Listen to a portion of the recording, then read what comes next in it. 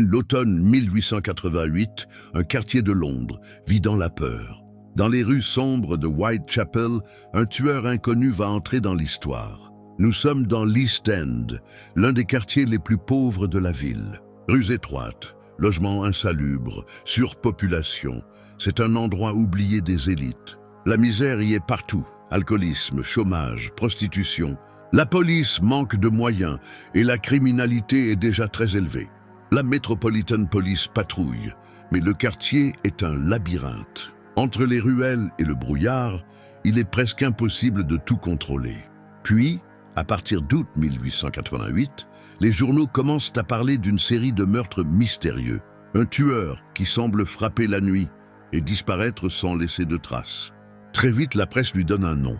Jack the Ripper, Jack l'Éventreur, un personnage presque fantomatique qui fascine autant qu'il terrifie. À ce moment-là, personne ne sait encore que l'affaire va devenir l'une des énigmes criminelles les plus célèbres de tous les temps et qu'elle restera officiellement non résolue. Whitechapel est alors l'un des quartiers les plus pauvres de Londres. Des milliers de personnes vivent entassées dans des immeubles insalubres. Beaucoup survivent grâce à des petits boulots précaires. D'autres n'ont tout simplement aucun revenu régulier. La nuit, le quartier change. Les ruelles deviennent sombres, étroites et presque impossibles à surveiller. La police manque de moyens, pas d'empreinte digitale, pas de fiches centralisées.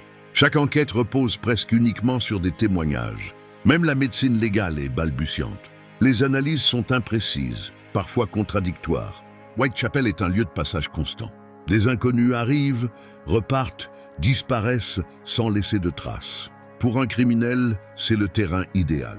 Trop de monde pour remarquer un visage. Trop de misère pour que chaque victime soit réellement protégée. À partir d'août 1888, plusieurs femmes sont retrouvées mortes dans le quartier de Whitechapel. Les crimes ont lieu très tôt le matin, dans des zones peu fréquentées. Rapidement, un point commun apparaît. Les scènes de crime sont toutes concentrées dans un périmètre très réduit. Les rues étroites, les impasses et le brouillard offrent aux criminels un moyen de disparaître presque immédiatement. La police commence à évoquer un possible lien entre les crimes, mais manque de preuves solides pour établir un portrait précis du suspect.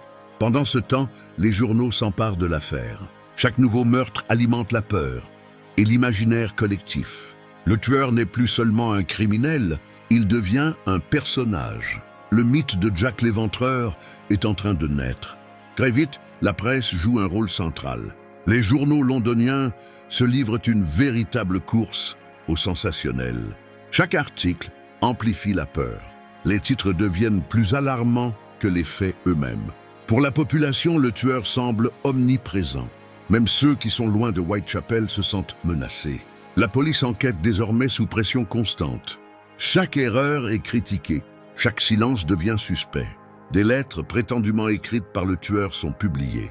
La plupart sont probablement des canulars. Mais le nom de Jack l'Éventreur est désormais gravé dans l'opinion publique. Dès le début, l'enquête démarre avec de sérieux handicaps. La police londonienne n'a ni les outils ni les méthodes modernes d'investigation. Les témoignages sont souvent contradictoires. Les habitants se méfient de la police. Beaucoup refusent même de parler, par peur de représailles. Whitechapel est un quartier en mouvement permanent. Des centaines de personnes passent chaque nuit sans être identifiées. Les pistes se perdent aussi vite qu'elles apparaissent. À cela s'ajoutent des rivalités internes et une mauvaise coordination. Plusieurs services enquêtent sans partager efficacement leurs informations. Lentement, l'enquête s'enlise. Et lorsque les crimes cessent, l'urgence disparaît. Jack l'Éventreur s'efface, sans jamais avoir été arrêté.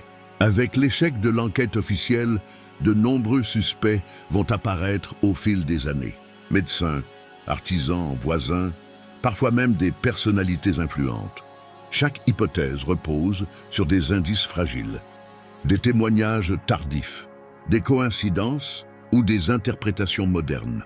Aucun suspect ne bénéficie de preuves directes. Aucun ne peut être formellement relié au crime. Avec le temps, les suspects parlent moins du tueur que de notre besoin de donner un visage à l'inconnu. Plus d'un siècle après les faits, Jack l'Éventreur reste un mystère. Mais ce mystère ne tient pas seulement à l'identité du tueur. Il révèle surtout les limites de la justice de l'époque. Un manque de moyens, des inégalités sociales profondes et une enquête dépassée dès le départ. À force de chercher son visage, on oublie parfois l'essentiel. Ce que cette affaire dit de la société qui l'a vu naître. Jack l'Éventreur n'a peut-être jamais été identifié, mais son histoire continue de nous rappeler que certains mystères survivent parce qu'ils n'ont jamais eu les moyens d'être résolus.